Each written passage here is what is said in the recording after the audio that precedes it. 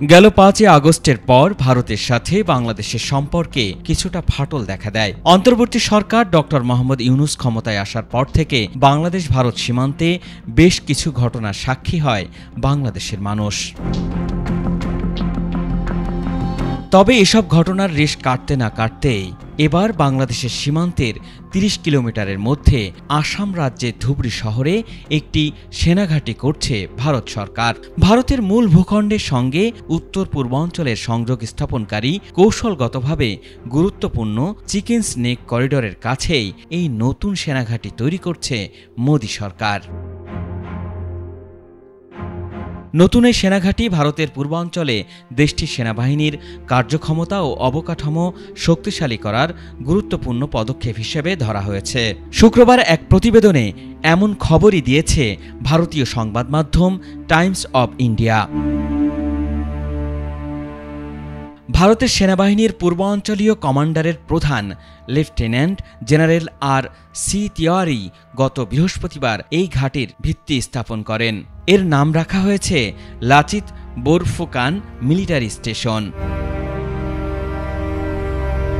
নতুন করে বাংলাদেশ সীমান্তের এত কাছে ভারতের সেনাঘাঁটি স্থাপনের রহস্যটা কি? ওয়ালটন এখন দেশের সীমানা পেরিয়ে পৌঁছে গিয়েছে ৫০টিরও বেশি দেশে। ওয়ালটন, ঘরে ঘরে বিশ্বজুড়ে। তবে কি তারা চিকেন নেককে শক্তভাবে আয়ত্তে রাখার জন্যই নতুন এই সেনাঘাঁটি স্থাপন করছে?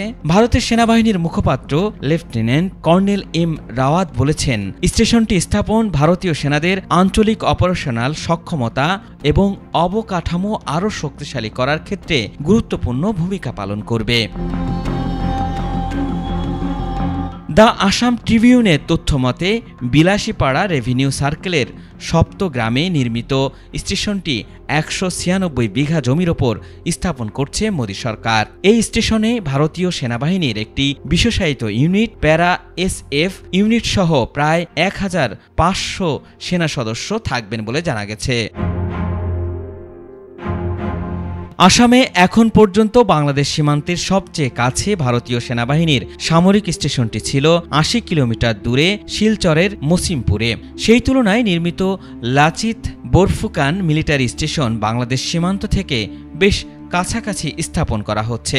বাংলাদেশে চলমান রাজনৈতিক অস্থিরতার প্রেক্ষাপটে পশ্চিমবঙ্গের উত্তর দিনাজপুর জেলায়ও অতি অল্প সময়ে আরও একটি নতুন সামরিক ঘাঁটি চালু করেছে ভারতীয় সেনাবাহিনী। তবে কি বাংলাদেশ ও ভারত সীমান্ত এলাকায় আবারও নতুন করে উত্তেজনার বার্তা দিচ্ছে? আল ইমরান, ATN বাংলা, ঢাকা।